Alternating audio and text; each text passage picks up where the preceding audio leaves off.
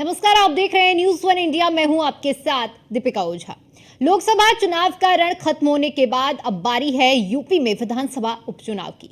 UP की विधानसभा के 9 विधायक अब सांसद बन चुके हैं, जबकि एक एमएलसी की सीट जो कि जितिन प्रसाद के पास थी वो भी खाली हुई है। खाली हुई सीटों में सबसे ज्यादा सीटें 4 जो कि समाजवादी पार्टी की हैं, 3 सीटें बीजेपी की और 1 सीट निषाद पार्टी की है और 1 सीट आरएलडी की है। लोकसभा चुनाव में खराब प्रदर्शन के बाद बीजेपी के लिए ये उपचुनाव किसी अग्नि परीक्षा से कम नहीं होने वाला है, क्योंकि अगर बीजेपी इन उपचुनाव में अच्छा प्रदर्शन करने में कामयाब रही तो पार्टी कार्यकर्ताओं की हताशा थोड़ी कम हो जाएगी, जो लोकसभा चुनाव परिणाम के बाद पैदा हुई है।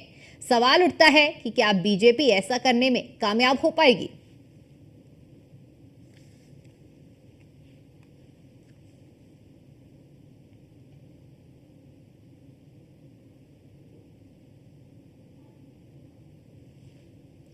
तो 9 सीटों पर यूपी में उपचुनाव होने हैं, जिनमें 4 सीटों पर सपा, 3 पर बीजेपी और 1 पर निषाद।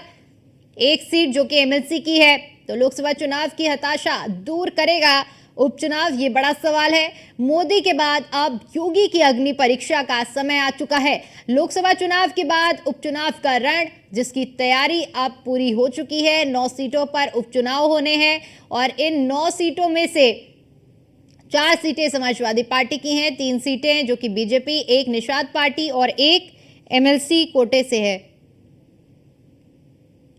1 आरएलडी की भी सीट है और ऐसे में ये चुनाव कई मायनों से अहम हो जाता है। एक और जहां समाजवादी पार्टी का प्रदर्शन उम्दा रहा है इस बार के लोकसभा चुनाव में उत्तर प्रदेश के लिहाज से, तो वहीं दूसरी ओर भारतीय जनता पार्टी के लिए बेहद चुनौती होने वाली है, क्योंकि अगर बीजेपी का प्रदर्शन उपचुनाव में बेहतर रहता है तो ऐसे में कार्यकर्ताओं को एक नई उमंग और ऊर्जा मिलेगी। वहीं अगर खराब प्रदर्शन रहता है तो कहीं ना कहीं इसके परिणाम इतर देखने को मिल सकते हैं। ऐसे में ये कहना गलत नहीं होगा कि ये उपचुनाव किसी अग्नि परीक्षा से कम नहीं है। साख दांव पर लगी हुई है। 9 सीटें हैं, 9 सीटों में से 4 सीटें जो कि समाजवादी पार्टी की हैं और इसके अलावा अगर बात करते हैं तो 3 सीट बीजेपी की है, 1 सीट आरएलडी की है, 1 निषाद पार्टी की है। यानी कुल मिलाकर ये जो समीकरण बैठा है 9 सीटों का, और इसके अलावा 1 एमएलसी की सीट भी खाली हुई है। इसके अलावा अगर जानकारी आपके साथ सीटों के अनुसार हम साझा करें तो मैनपुरी से जो कि अखिलेश यादव विधायक थे और अब उन्होंने कन्नौज से लोकसभा चुनाव लड़ा है, जीत हासिल की है, तो ऐसे में करहल विधानसभा सीट खाली हुई है। इसके अलावा अवधेश प्रसाद जो कि फैजाबाद की मिल्कीपुर विधानसभा सीट से विधायक थे, लेकिन उन्होंने इस बार लोकसभा चुनाव जो कि फैजाबाद यानी अयोध्या से जीता है। वहीं सपा के लालजी वर्मा जो कि अंबेडकर नगर की कटेहरी विधानसभा से विधायक थे, अब वो भी चुनाव जीत चुके हैं। इधर सपा के जियारुल रहमान बर्क जो कि मुरादाबाद की कुदर की विधानसभा सीट से विधायक थे। ये 4 सीटें जो कि सपा के खाते में थी और ये 4 विधायक अब सांसद बन चुके हैं। ऐसे में ये चारों सीटें खाली हो गई हैं।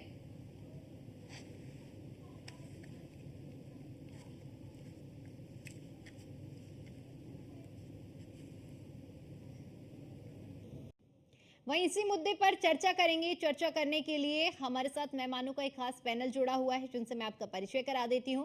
शमशी आजाद जी हमारे साथ जुड़े हुए हैं, नेता हैं बीजेपी से। पूजा मिश्रा जी हमारे साथ जुड़ी हुई हैं, प्रवक्ता हैं सपा से। आप दोनों का ही बहुत बहुत स्वागत है हमारे कार्यक्रम में। शमशी जी, चर्चा की शुरुआत आपके साथ करूंगी, क्योंकि जिस तरह से उपचुनाव अब नजदीक आ रहे हैं, लोकसभा चुनाव के जो परिणाम रहे हैं, बीजेपी का प्रदर्शन उतना आप लोगों की उम्मीद के अनुसार नहीं रहा है। ऐसे में अब ये कहना गलत नहीं होगा कि अग्नि परीक्षा की घड़ी आ गई है। उपचुनाव में बेहतरीन प्रदर्शन कहीं ना कहीं एक बड़ी मोटिवेशन देगा। क्या तैयारियां कर रहे हैं और किस तरह से आप लोग देख रहे हैं इन उपचुनाव को? जी नमस्कार दीपिका जी, आपको और आपके चैनल के सभी दर्शकों को। जी देखिए, भारतीय जनता पार्टी का तो भाई विपक्ष का ये आरोप ही रहता है कि भारतीय जनता पार्टी हमेशा इलेक्शन मोड में रहती है, और वो भी क्यों ना, भाई देश की सबसे बड़ी पार्टी है और हर 1 महीने 2 महीने पे कहीं ना कहीं चुनाव, कहीं ना कहीं उपचुनाव इस तरीके से होते रहते हैं, कहीं नगर निगम, कहीं विधानसभा।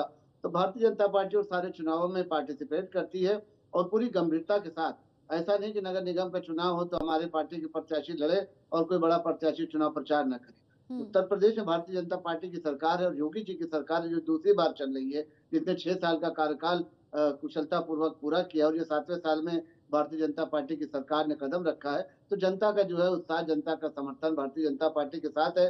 लोकसभा की परिस्थिति जो भी रही हो, जो 80 सीटें लाने का लक्ष्य उत्तर प्रदेश में था, हालाँकि हम उसके आधे तक भी नहीं पहुँच पाए। इस पर गंभीर चिंता करने की ज़रूरत है और भारतीय जनता पार्टी इस पर लगातार जीत का जश्न भले भारतीय जनता पार्टी ने बहुत ही कमज़ोरी से मनाया, लेकिन आत्ममंथन और चिंतन जो है भारतीय जनता पार्टी ने पूरी मजबूती से, पूरी ज़िम्मेदारी से किया और बहुत जल्द आप देखेंगे कि उत्तर प्रदेश में ये उपचुनाव के बाद एक बड़ा जो है फेरबदल किया जाएगा, संगठन बदला जाएगा। राष्ट्रीय अध्यक्ष को भी आपने देखा कि उनको मंत्री बनाया गया है, तो कहीं न कहीं उनका भी इस्तीफ़ा होगा और जब वो नए राष्ट्रीय अध्यक्ष का चुनाव होगा, तो उसके बाद प्रदेश के सारे जो संगठन है, सबका जो है नए सिरे से चुनाव किया जाएगा। नए जुलाई में जो है भारतीय जनता पार्टी का सदस्यता अभियान भी शुरू होने जा रहा है। तो ये सारी चीज़ें हो गई, उस बीच अगर उपचुनाव होता है तो यकीनन भारतीय जनता पार्टी के जो भी प्रत्याशी हैं और समाजवादी पार्टी की भी जो सीटें खाली उस पर भी भारतीय जनता पार्टी पूरी मजबूती से दावेदारी पेश करेगी और प्रत्याशी हम ऐसा चुनकर लाएँगे कि जिसका जवाब विपक्ष के पास भी नहीं होगा। साफ यानी स्वच्छ यानी छवि इस के बार लिए आप लोग भी प्रत्याशी को लेकर पूरी तरह से तैयार हैं, इस बार कोई कमी नहीं छोड़ेंगे प्रत्याशी के चुनाव में भी, आपकी बातों से यही लग रहा है शमसी जी। पूरी तरीके से तैयार है क्योंकि लोकसभा में भी यही था, हमने उनका रिपोर्ट कार्ड भी तैयार किया था और हम्म होना यही था कि कम से कम 30 सांसदों का टिकट उत्तर प्रदेश में कटना तय था। लेकिन हम्म परिस्थितियाँ कुछ ऐसी होती गई, संगठन कुछ ऐसा बनता गया, गठबंधन दल के नेताओं का दबाव कुछ इस तरीके से बनता गया और विपक्ष की तैयारी को देखते हुए भारतीय जनता पार्टी ने नए चेहरों पर हम्म विश्वास कम किया और ये हुआ कि पुराने चेहरे पर ही विश्वास किया जाए, जिससे ये रहे कम से कम जो उनका विरोध होता है, वो विरोध कम होगा और आपने देखा होगा कि बहुत विरोध के बाद भी अजय मिश्रा टेनी को भी भारतीय जनता पार्टी ने टिकट दिया और उनको क्या कहते हैं कि ब्रजभूषण भूषण शरण सिंह के लड़के करण भूषण को भी टिकट दिया।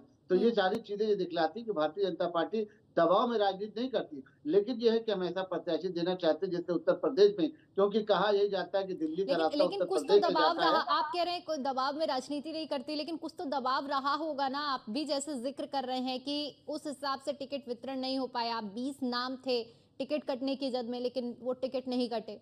दबाव ये था समय दीपिका जी के समय बहुत कम बचा था और हम नए प्रत्याशी को ढूँढना फिर उनका चुनाव आकलन करना ये बड़ा मुश्किल काम हो गया था। तो इसलिए भारतीय जनता पार्टी ने जो पुराने चेहरों पर जो 3 बार जो 4 बार के विजयी प्रत्याशी थे, उन्हीं के ऊपर दाँव खेला। और थोड़ा-सा ये था कि होता ये है ना कि भाई 2 बार 3 बार के प्रत्याशी जब हो जाता है, तो थोड़ी बहुत जनता में नाराज़गी ज़रूर होती है। लेकिन ये है कि इतना ज़्यादा नाराज़गी होगी हम लोगों को इतना अंदाज़ा नहीं था। परिस्थितियाँ थोड़ी-सी उत्तर प्रदेश में उलट-पुलट हो गई। फिर भी हमने बहुमत का आंकड़ा पार किया और आज भारतीय जनता पार्टी की सरकार केंद्र में बनी है तीसरी बार, तो ये भी जो चलिए है बड़ी ठीक ठीक है, सोचने वाली। ठीक है। पूजा जी, क्योंकि उपचुनाव अब नज़दीक हैं और ऐसे में सबसे ज़्यादा सीटें उपचुनाव में, अगर इन 4 सीटों की बात करें तो समाजवादी पार्टी के पास ही वो सीटें हैं जहां पर चुनाव होना है, बाकी 3 सीटें बीजेपी और सहयोगी दलों के पास है।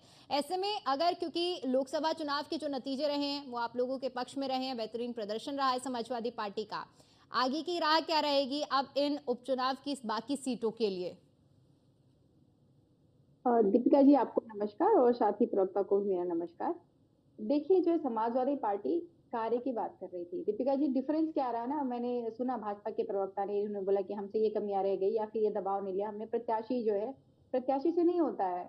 जो माननीय मुख्यमंत्री जी आज मीटिंग कर रहे हैं, अब एज अ प्रवक्ता आप सुन रहे हैं, उत्तर प्रदेश की भलाई चाहते हैं हम लोग, तो आप जो आज उन्होंने मीटिंग की ना कि रिक्त पदे जो बताई जाए कि कितनी रिक्त पदे हैं उनको उनकी भर्ती की जाएगी, ये उनको पहले ही कर लेना चाहिए था और उनकी भर्ती भी पहले ही कर लेनी चाहिए थी। जो उनको रिक्त पदों का डाटा दे रहे थे बार-बार, जब विधानसभा चलती थी तो उसमें मंत्री बताते थे, भाई सवाल पूछता था विपक्ष कि कितने रिक्त पद हैं, क्यों भर्तियां नहीं हो रही थी, तो जो डाटा वहां पे प्रेजेंट किए जा रहे थे उनमें भर्तियां कर लिए होते तो आप चुनाव नहीं हारते।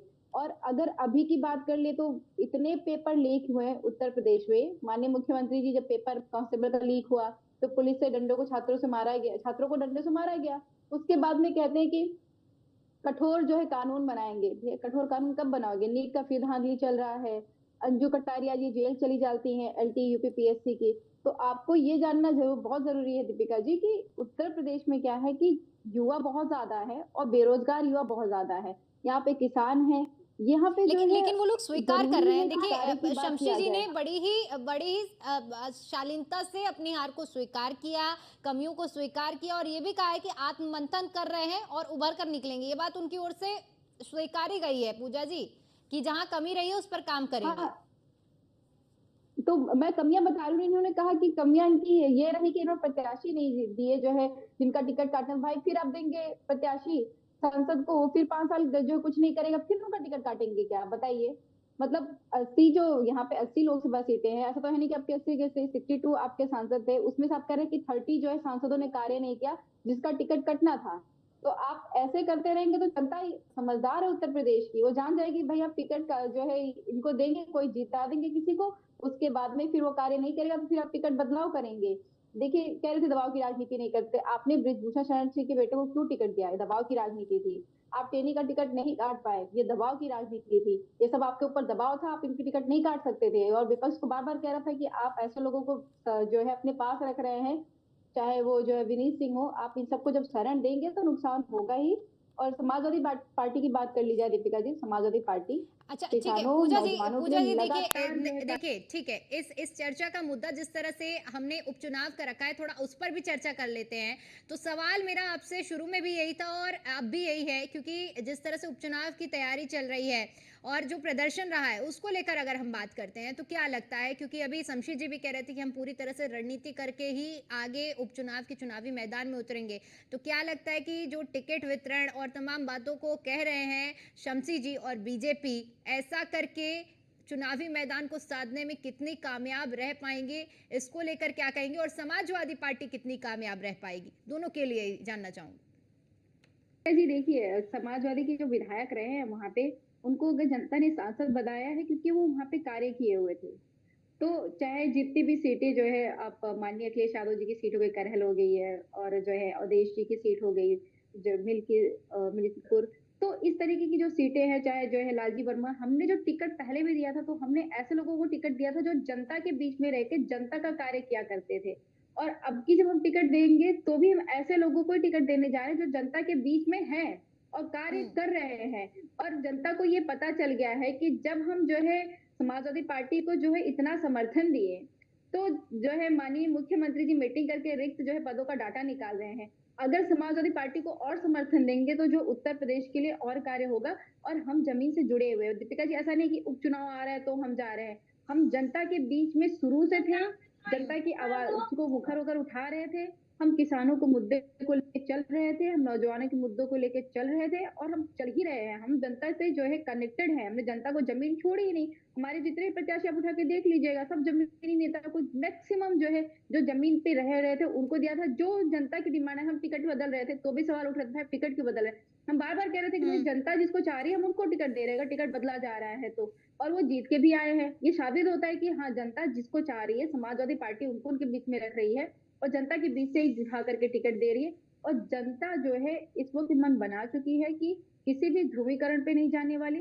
भाजपा ने कार्य नहीं किया, वो 7 साल का इनका ट्रैक रिकॉर्ड भी देखेगी दीपिका जी, कि 7 साल में इन्होंने क्या किया है। उत्तर प्रदेश में 10 साल का ट्रैक रिकॉर्ड भी वो देखेगी और उसके बाद में वोट करेगी। और समाजवादी पार्टी की तैयारी पूरी थी है और बिल्कुल जनता के बीच में मुद्दों के साथ में हम रहेंगे। पूजा जी एक बार फिर से लौटूंगी आपके पास। हमारे सहयोगी मनीष मिश्रा भी लखनऊ से हमारे साथ जुड़ चुके हैं। मनीष, क्योंकि आप भी चर्चा को सुन रहे हैं और ऐसे में देखिए उपचुनाव की जब बात हो रही है तो एक तरफ समाजवादी पार्टी जो कि पूरे कॉन्फिडेंस में है, अभी पूजा जी भी जिक्र कर रही है कि जैसे हमने लोकसभा चुनाव में टिकट का वितरण किया है उसी तरह हम आगे भी करेंगे और जनता की आवाज उठा रहेंगे। वहीं भारतीय जनता पार्टी का प्रदर्शन इस बार उत्तर प्रदेश में देखा गया, फूक फूक कर कदम रखने का काम बीजेपी की ओर से भी किया जाएगा।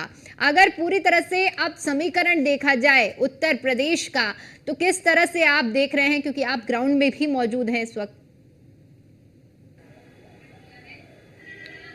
निश्चित तौर से दीपिका, देखिए जिस तरीके से चाहे वो समाजवादी पार्टी हो चाहे भारतीय जनता पार्टी हो, उपचुनाव को कोई लाइटली लेता नहीं है। हालांकि अगर ट्रैक रिकॉर्ड देखेंगे या फिर आप पीछे कुछ देखेंगे, रिजल्ट देखेंगे, तो उपचुनाव समाजवादी पार्टी के लिए अच्छा रहा नहीं है। पर क्योंकि अब उन्होंने एक अच्छा प्रदर्शन किया है लोकसभा चुनाव में, तो फुल कॉन्फिडेंस के साथ जाएंगे। वो प्रत्याशियों के चयन में भी दिखाई देगा आपको, अगर चयन प्रक्रिया जिस तरीके से समाजवादी पार्टी ने इस बार की थी उस तरीके से अगर जाते हैं तो निश्चित तौर से उनका रिजल्ट पे कहीं ना कहीं इफेक्ट जरूर आपको देखने को मिल सकता है। पर वहीं अगर भारतीय जनता पार्टी को लेंगे तो रिजल्ट जरूर कम आया है, पर आप जानते हैं कि बीजेपी की स्ट्रेटजी बहुत तेज होती है। वो छोटे से छोटे चुनाव को भी बहुत ज्यादा प्रेस्टीज इशू पे लेके चलते हैं, और 33 सीटों के बाद निश्चित तौर से आगे आने जो भी चुनाव होंगे, चाहे वो उपचुनाव हो, चाहे आगामी 2027 का विधानसभा चुनाव हो, सबको कहीं ना कहीं स्ट्रेटजी के साथ प्लान किया जाएगा और शीर्ष नेतृत्व इसमें इन्वॉल्व जरूर होगा। तो टिकट के बंटवारे से लेके उम्मीदवार के तय करने से पहले लेते वहाँ की फीडबैक भी जरूर लिया जाएगा, वहाँ के जो क्षेत्रीय समीकरण है, जाति समीकरण, उसको भी ध्यान जरूर रखा जाएगा।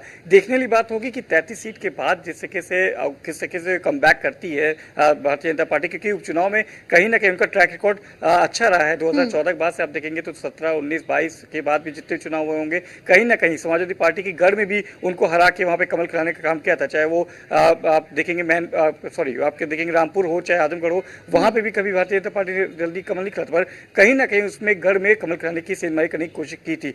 अब जब आप एक बार हताशा की स्थिति में है, 33 सीटों पे आ गए, 62 से 37 सीटों पे आ गए, तो निश्चित तौर से आपको प्लान ऑफ एक्शन अपना जरूर चेंज करना होगा। क्या वो प्लान ऑफ एक्शन जल्दी तैयार कर लेते हैं? क्या उम्मीदवारी को लेकर जिस तरीके से समाजवादी पार्टी ने इस बार देखा था कि एन मौके भी टिकट काटे गए थे, टिकट लगातार काटे थे, उसको लेकर कहीं ना कहीं उनको डिफेंस भी करना पड़ता, पर आफ्टर ऑल रिजल्ट किस तरीके से है, रिजल्ट उनके पक्ष में है, तो सारी चीजें कहीं ना कहीं बैक ऑफ हो जाती है, वो बातें खत्म हो जाती हैं। इसी तरीके से अगर प्रदर्शन अच्छा होता है समाजवादी पार्टी को उनको हरा के 9 सीटों पे उपचुनाव होने जाने हैं विधानसभा के, तो कहीं ना कहीं उसमें आप देखेंगे अगर उसमें कम बैक करती है भारतीय जनता पार्टी, तो शायद वो 33 सीटों वाला जो सेटबैक है उससे कहीं ना कहीं उभरने का काम करेगी। पर क्या उसकी स्ट्रेटजी इस तरह से होगी जिस तरीके से टिकट बंटवारों को लेकर लोकसभा में एक उनके ऊपर प्रश्न चिन्ह उठा था, अपने कार्यकर्ताओं के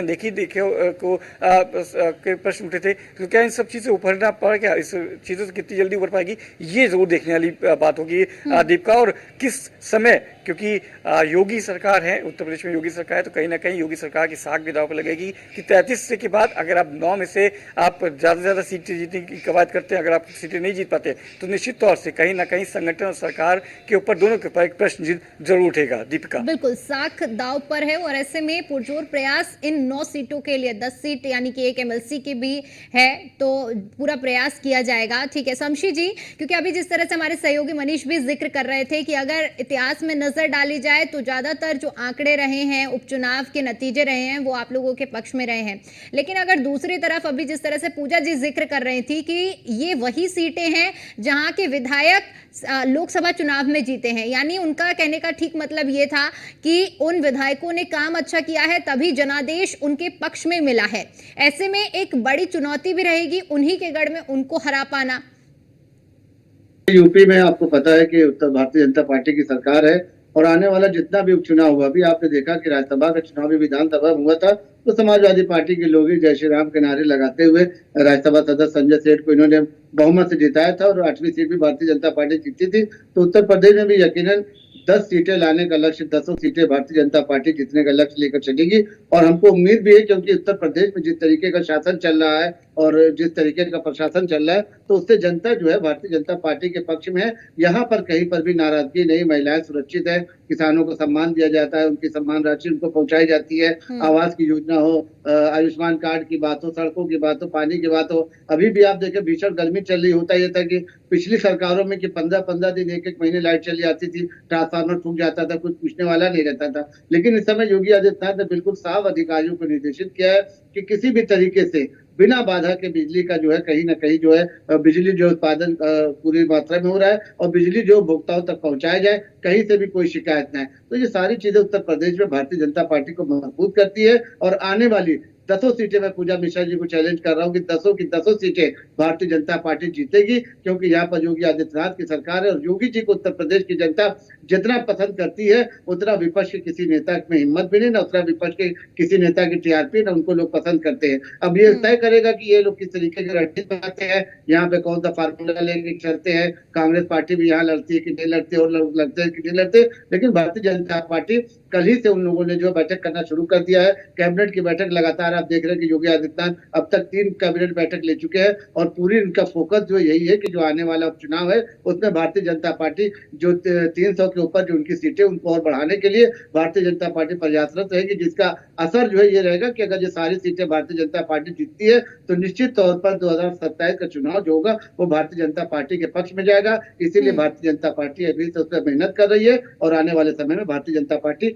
पूरी तरीके से 10 सीटें जीतेगी। चलिए ठीक है। पूजा जी, आप बहुत मुस्कुरा रही थी जब शमशी जी अपनी बात रख रहे थे, हालांकि उन्होंने चैलेंज भी किया है 10 में 10 सीटें जीतने का, और 2027 बिल्कुल 27 को लेकर भी दीपिका वो जी, पूरी हम तरह लोग- से आश्वस्त हैं। हाँ जी दीपिका जी, हम लोग धरातल पे रहने वाले लोग हैं।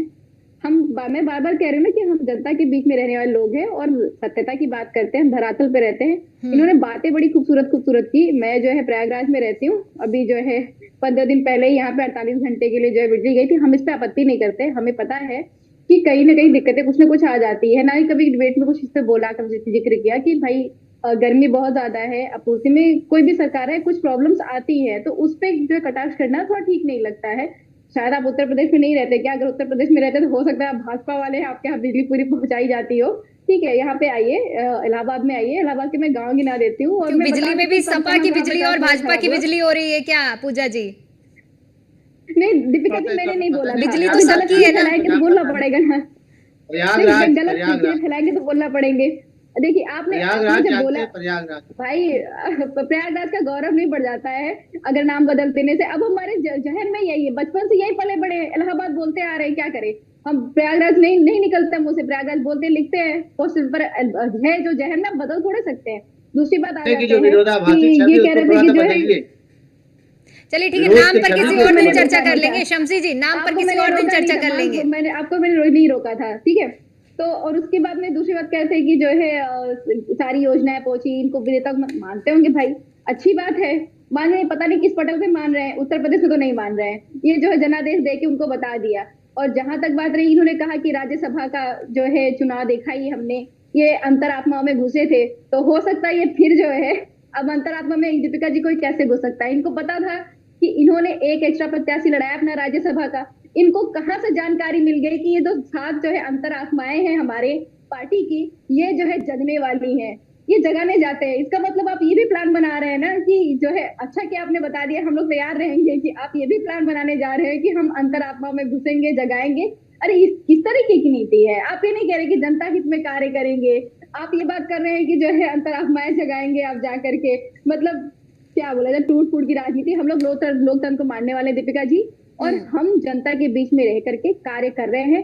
अभी भी ऐसा नहीं है कि भाजपा ने जो है बेईमानी नहीं की, बेईमानी की है। यही पे फूलपुर जो है लोकसभा है, उसमें जो है लास्ट नहीं, राउंड आप में आरोप हम ना लोग लगाइए। कांग्रेस में पूरे रहे, लास्ट राउंड में बिल्कुल बेईमानी के साथ जीता गया, और हमें कहने में कोई गुरेज नहीं। आप बेईमानी करने में गुरेज नहीं करते। आप बताइए, बैठ के नेशनल टीवी पे कह रहे हैं कि वो 7 आत्माएं जागी थी, अब आप वही प्लानिंग फिर से कर रहे हैं। जनता जानती नहीं है क्या कि वो कैसे जागते हैं? उनका कौन सा मनोभाव जाग जाता है? ये आपको पता है, जनता को पता है। तो ये जान लीजिए दीपिका जी, हम लोग जो है समाजवादी पार्टी लोकतंत्र की बात करते आ रहे हैं, और इस चुनाव में लोकतंत्र की जीत हुई है। चलिए चलिए ना ठीक जो है, है समाजवादी। ठीक है, समय का अभाव है, इसलिए चर्चा को यहीं समाप्त करते हैं। आप सभी का बहुत बहुत शुक्रिया हमारे साथ इस चर्चा में जुड़ने के लिए और अपना कीमती समय हमें देने के लिए।